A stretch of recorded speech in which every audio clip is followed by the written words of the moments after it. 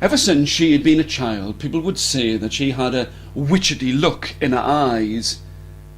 This was why she let her long curly hair fall over her face, and when she did flick it away, you could see that she was mean-spirited.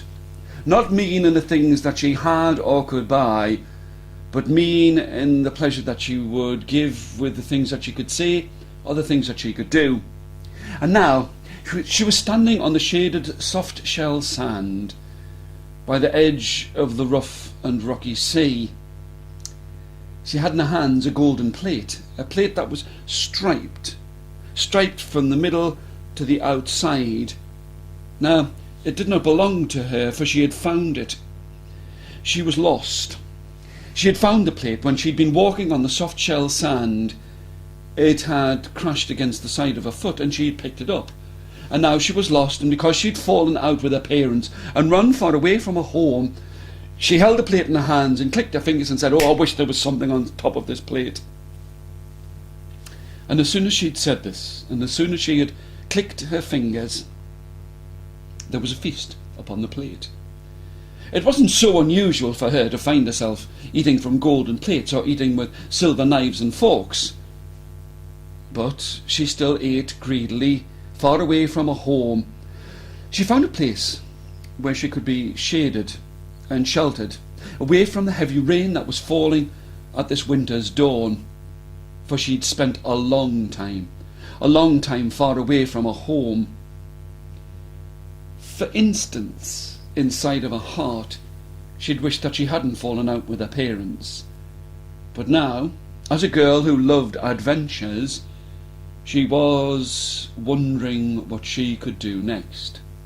Now, as she'd clicked her fingers, she had found the food on the plate, and she wondered whether if she were to click her fingers again, then something else would appear, and so she did it. She spoke. "I wish that I could find something else." And there, right in front of her, by her toes, she could see that there was a pearl that was about the size of a cat's head. Well, this was a great treasure. She took it and placed it inside of her pocket, for now she had a golden striped plate and a pearl that was the size of a cat's head. And as the rain started to ease, she wondered again. Perhaps I could wish for something else. And she clicked her fingers. "I wish for anything that I could find." And she did not make any kind of regulation about what it was that she would get. And then she looked and could see that there were jewels. Jewels that were pointing in a great arrow towards the side of the sea. The rain had stopped falling so heavily. The sun was starting to shine. She had food inside of her belly and a pearl inside of her pocket. So she decided that she would go and follow the jewels. And she picked them up one by one, put them in the pocket alongside the pearl, and she turned this way and that, and it was as she got to the side of the shore that when she looked and turned back towards the land and back towards the sea, she found something very strange. She saw that her footsteps had made a message in the sand, and the message read as this: "A monster awaits you."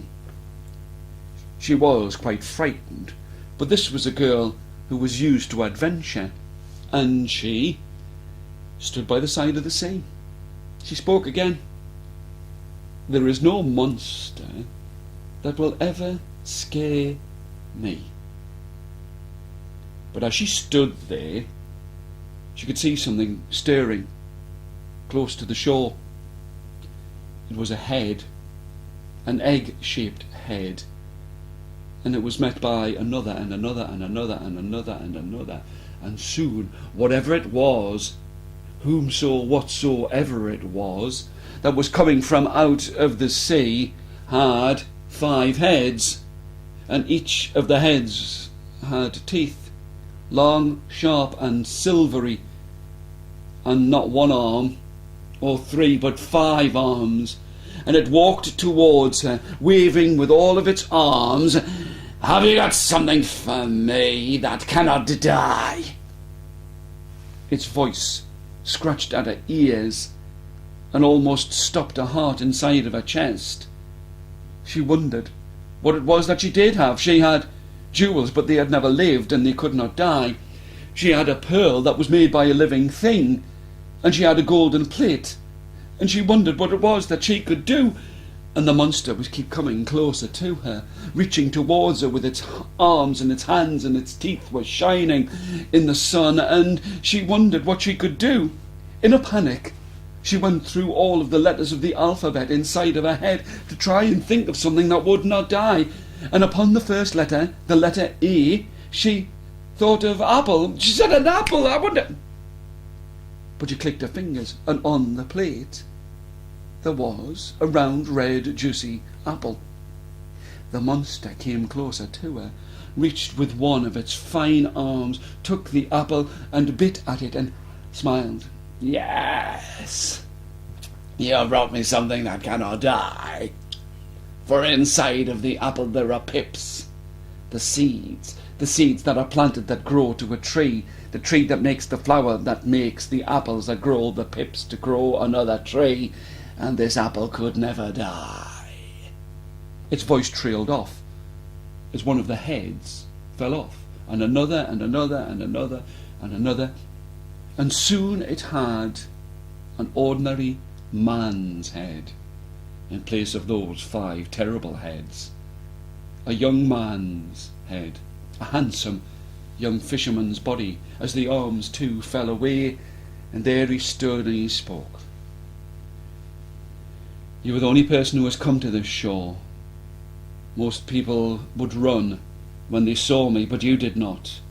You found those things that I had left to help you to get me away from this curse that was placed upon me.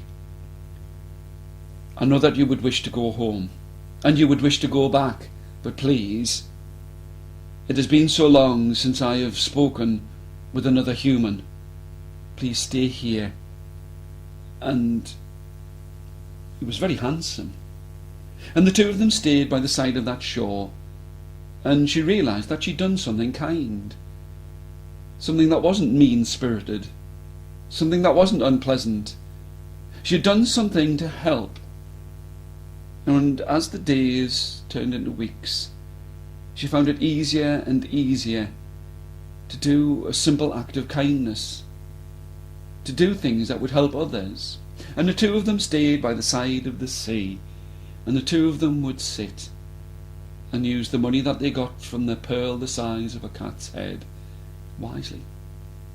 They would use the jewels well, for themselves and for others, and they would often smile to think that it was her unkindness and falling out with her parents that had brought the two of them together.